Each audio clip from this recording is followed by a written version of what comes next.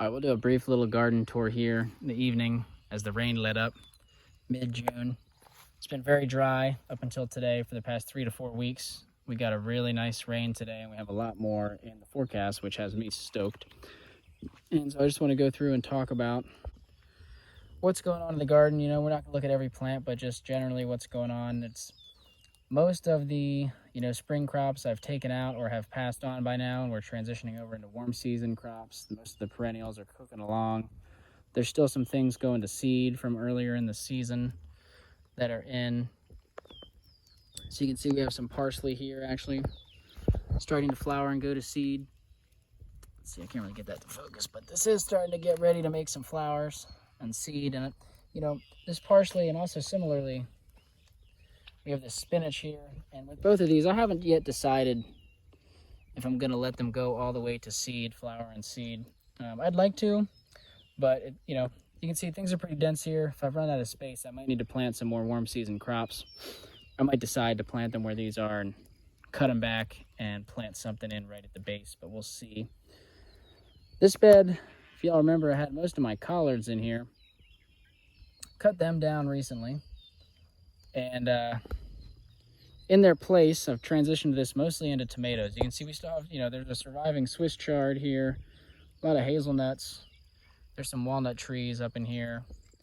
But yeah, you can see like tomato, lots of tomatoes everywhere. And I don't know yet, if I'm going to trellis these or let them flop on the ground and make a big mess. And yeah, probably I ought to come in and do some thinning. Like there's 3 plants in here that are still surviving from, I planted 3 seeds in the tray and all 3 germinated. So I probably ought to come in here and thin back to 1 plant. But part of me wants to see what'll happen if I don't. The other part of me is just lazy. But I might get to that. We'll see. Sunchokes, Jerusalem artichoke, flopping over here a little bit. I have a friend that grows these at his farm, and he always ties them up so they don't flop over. And I don't know if I'm going to tie. I might just let them flop. I don't really feel like tying them up, but probably just let them flop. We'll see. Really happy that they're here. I'm excited about them. This bed had radishes in it at one point this spring, and now you can see it has a lot of corn. Although there's some surviving kale. We've had a really cool start to summer and end of spring here, and so kale and some mustard. Some of these early season brassicas are still really going strong, and there's hazelnuts everywhere and strawberries everywhere in these beds. As I've mentioned in other videos, hazelnut, strawberry, hazelnut, they're all over the place. Still yet to be determined if my chickpeas are going to make me any seeds or not. They definitely have pods, and they're starting to dry down, but we got a lot of rain in the forecast, so we might lose some to mold. We'll see. And some of the kales are getting tired out. You can see, like this kale is really starting to get chewed up by bugs, and not super loving it. But then there's just kind of stuff everywhere. Like there's a squash. I forget what that is. I planted some sort of squash here. Most of the squash I planted are Maxima squash, so winter squash of various sorts. Elderberry cuttings are doing great. I mean, you can see this one, right? This was just a stick stuck in the ground in the wintertime.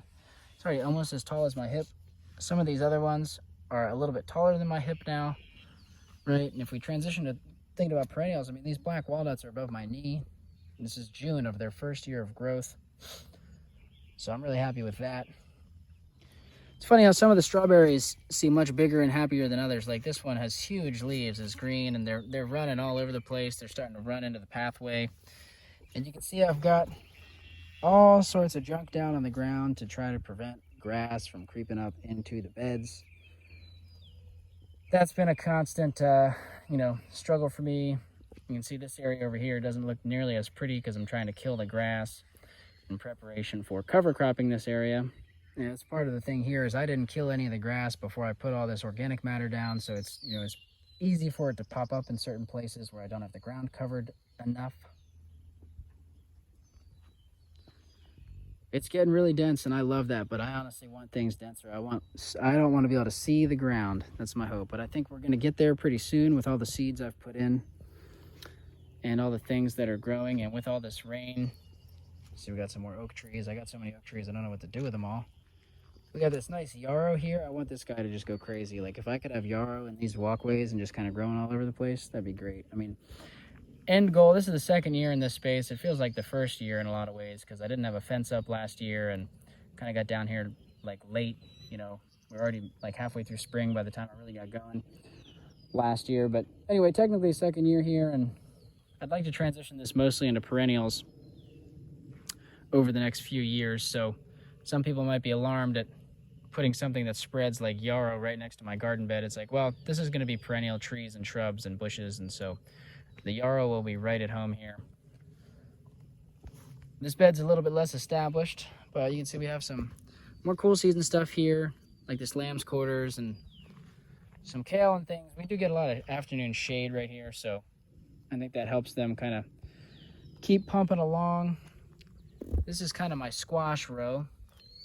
More of them are down here. A lot of weeds and carrots and other random things in this bed, but there are squash in here. You can see they should be ready to shoot up and take off. We'll see how it goes. I really love this time of day, evening time, golden hour, but it's great when it's cool out like this and a little bit misty, cloudy. Sure, it is nice to see the sunset, you know, but I also really appreciate this rainy weather. We don't get much of it. I should say we get enough. We certainly get enough here, but I never get saturated with it. I'm always excited when it rains here in this climate. I don't want to make it sound like we live in the desert, like we get no water. We do get a lot of water compared to other places in the world. You know, it's certainly plenty to get by with.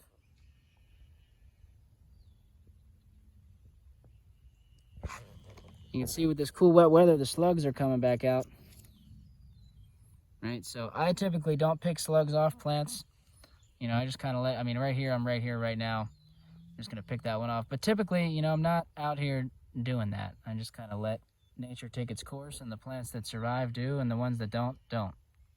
It does make me sad, but, you know, if I keep doing that, keep planting diverse seed, keep improving my soil, saving seed from the plants that survive, and improving the soil every year, you know, we're gonna wind up having pretty resilient crops that don't need me to come and pick off the slugs. I do want to point out, I believe this is sorghum. You know, I planted sorghum here, not corn, in this row, and there's some random cowpeas all over the place, and they haven't been loving the soil here in this bed, and also have not been watering this area as much as I probably should, so they've been a little bit slow to get going, and they're not as dark green and happy as they could be, but I think that they are getting established, and they will take off here soon. We'll see. More sorghum right here. Really excited to play around with sorghum this year, as well as I'd like to be playing around with amaranth and some other grains, but I like it. You know, we had the corn going over here. Just talking about nerding out on grains for a minute. We got corn going over there. Looks like I am going to get some surviving sorghum plants. I only just planted some amaranth out in some seed trays recently. I'm kind of behind schedule, so whether or not I get any amaranth in the ground this year, we'll see. Hopefully I do. I think there's still time. But, you know, I've also been collecting a lot of acorns last fall. You know, that's a grain, you know, acorn flour and that sort of stuff. So anyway, snapshot in time. This is what the garden's looking like mid-June after a good rain. It's been kind of stressful keeping up with water the past few days, or past few weeks, really. But I have been able to manage, keep things going. Been doing a lot of planting, getting a lot of seeds in the ground. Here's another squash here.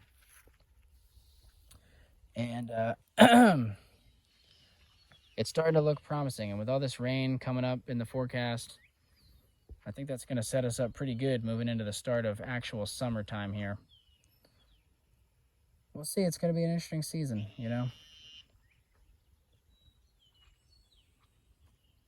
Still more work to do.